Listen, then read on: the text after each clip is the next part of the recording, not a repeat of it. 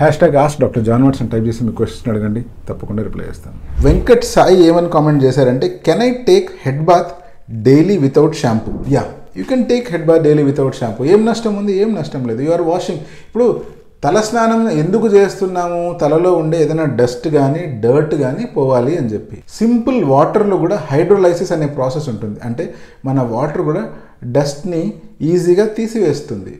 So దాంతో నష్టం ఏం లేదు.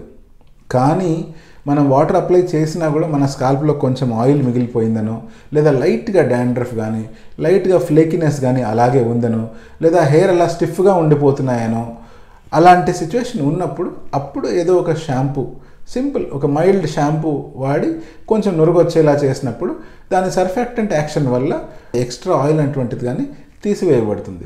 హెయిర్ ఆర్ స్కాల్ప్ అనేది కొంచెం ఫ్రెష్గా ఉంటుంది.